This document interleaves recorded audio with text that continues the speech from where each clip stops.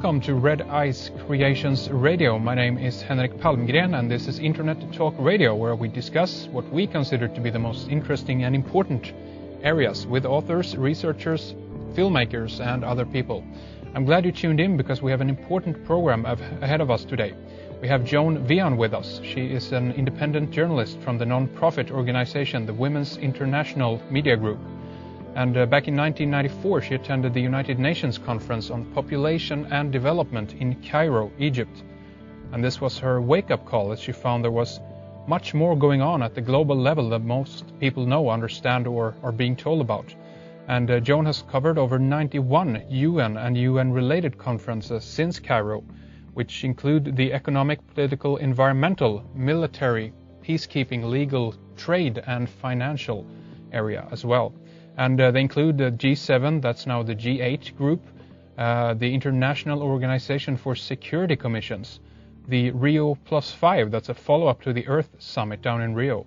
Also the World Economic Forum meetings, the Free Trade Areas of the Americas meetings, Bank for International Settlement meetings, Gorbachev's State of the World Forums, various conferences at the United Nations, the International Crime Court, Al Gore's first global conference on reinventing government, World Trade Organization meetings, and others. So she's well versed in these areas, and she's actually been on location while these groups and organizations are holding their meetings. She's been listening and asking questions. I also want to mention that she's written 2 books, Prince Charles, the Sustainable Prince, and the United Nations Global Straitjacket. And her website is womensgroup.org, and go over there and check out some of the information she has up there for you. We can find more links to her books and so forth. So I'm very glad to have Joan with us today. Hi, Joan. Thank you very much for coming on the program. Well, I'm very honored. Thank you so much. Hello to the people of Sweden and the Nordic countries, wherever you may reach. Excellent. Thanks, Joan. I want to talk a little bit about your background, of course, but mainly focusing on what kind of happened, I guess, back in that conference that you attended in Cairo back in 1994. What was it that kind of woke you up to all of this? I had read a book. I have been a businesswoman for the last 29 years. I'm about ready to get out of the investment business, and I think you can understand with what's happening in the market, that would make anybody want to leave. Yeah. But in 1990, I read a business book called Euroquake by Daniel Burstein. And I was very interested in this book, specifically because he had 4.5 pages of acknowledgments of everybody he spoke to. He interviewed world leaders. He interviewed people from the whole United Nations infrastructure. He interviewed key economists from all over the world, CEOs, academia, anybody who is supposed to be anyone in the world. And he came up with 100 predictions for the 1990s. And as I was reading his predictions, and I didn't understand a number of them, but I was fascinated with the fact that one of his predictions was that the dollar, the Deutschmark, now the euro, and the yen would be equal to 1 by the end of the 1990s. And I was fascinated because he was describing a world currency. Mm. And I thought, you do not have a world currency unless you have a world governmental structure. But I did not know where to find or what was a world governmental structure in 1994 or 1990. So I started to pray and ask God to show me, is there a world governmental structure? In 1994, I was challenged by a lady friend of mine to go to the conference in Cairo on how to reduce the population of the world, and I wasn't really terribly interested. And she kept challenging me, and I kept telling her I wasn't interested. It was 2 weeks long, and who in the world wanted to go to Cairo anyway? Well, I ended up going for a lot of different reasons. I found out that my congresswoman was a key player in this meeting, and there were other reasons, and I decided that I needed to go for a look-see. What was the United Nations? What were they doing? What was their position in the world? I didn't know anything. Back in 1994, that's 14 years ago, you very rarely heard the United Nations mentioned in the United States press. So really, even though United Nations was set up in 1994, there was very little that Americans really knew or understood about the United Nations or the International Monetary Fund and World Bank or anything else. 1994 was also the year that the World Trade Organization came into being, at least for the United States. It was functioning in Geneva, but the U.S. was not a party to it. Right. So I went to Cairo, and I knew immediately it was my first global meeting. It was my meeting as a reporter. Even though I had my own radio show in the Washington, D.C. area, I had never, quote-unquote, been a reporter before. And so I was all ears. And all I can tell you is that I did not like what I was hearing in Cairo. And it didn't take very long for me to understand, about 3 days' worth of listening to their dialogue, that what I was seeing in action was a world governmental structure. And that was my wake-up call. I came home from that meeting pretty mad, pretty upset. Where were all the conservatives in America? How come nobody was talking about these things? And I made a commitment that I would cover as many global meetings as I could to find truth.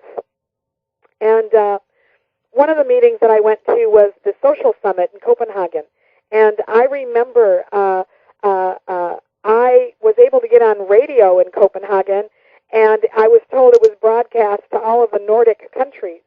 And I had put together a briefing book when I got back from Cairo to try and figure out how big, how vast, how deep, how far advanced was this global agenda that I had seen in Cairo. And that particular book, when I got back, let me mention this. When I got back from Cairo, I brought back a suitcase full of material. I mean, it was just so amazing, all the material you could get at these meetings, but you would be very hard-pressed to find it anywhere else. And so I came back with this suitcase full of material. As I was going through every piece of paper, I came across one piece of paper that said the United Nations was going to have a follow-up meeting in Copenhagen in 6 months from Cairo. That would be March of 1995. Mm-hmm. And as such, what they wanted to do was they wanted to float the idea of a world tax at that meeting. And so that's how I started covering global meetings. My goodness, a world tax. I mean, now you're really talking world government. So anyway, I put together this briefing book to try and wake other people up. That did not work very well. I was so disappointed to find out that many of the conservative groups and even the Christian groups in America weren't interested. And if they did become interested, it was because they could find a way to make money by advertising that they were going to the United Nations to save the United States. I mean, it's so very sad, all these people who've capitalized on it instead of trying to do what any decent person would do, and that is stop evil. But in any event, so there I was on radio in Copenhagen, and I was able to talk about the real agenda of the United Nations, the global tax, the world governmental agenda, and the things that I saw at that time. We are now, from 1995, we are 14 years later, and I have covered, I'm afraid my website's a little outdated, I have covered 101 global meetings.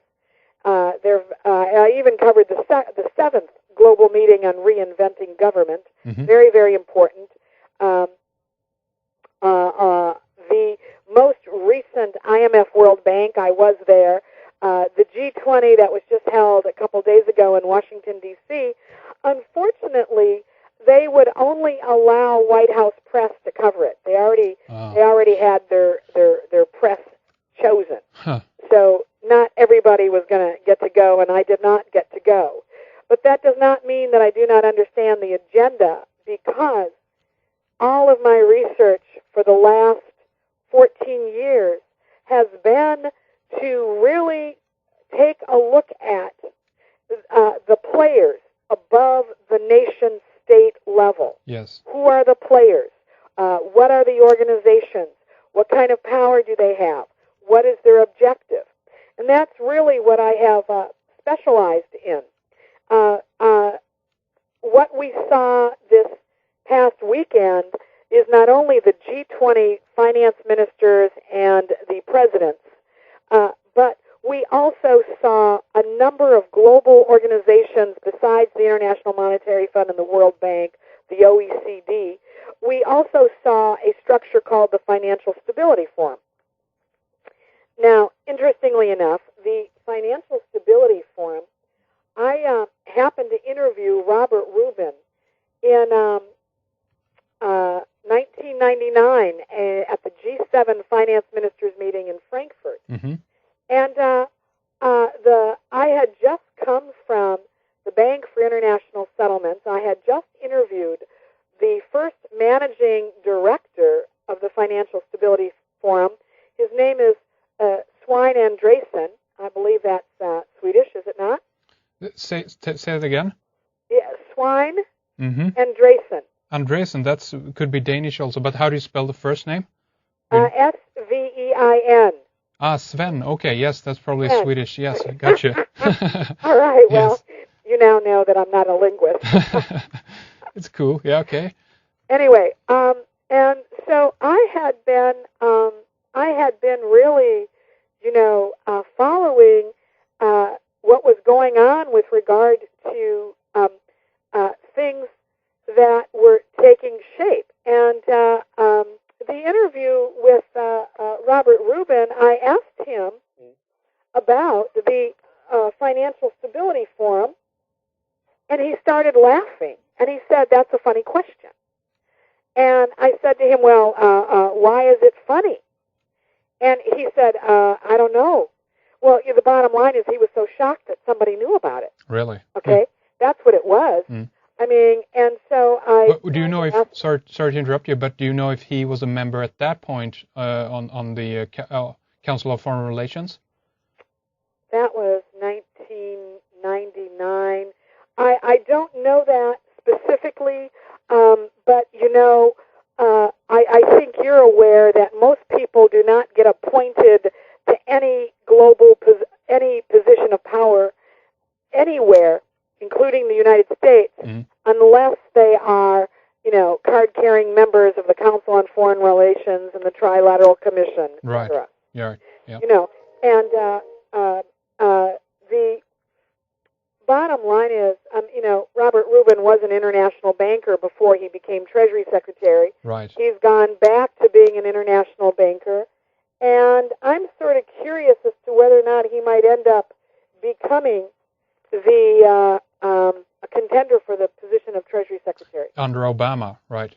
Yes. Yeah, okay. Now, I also did tried to interview Larry Summers, and in my opinion, Robert Rubin, I think, is much more knowledgeable than Summers, but that's neither here nor there. He's also 70 years old, and I don't know if he'd want to be in that position.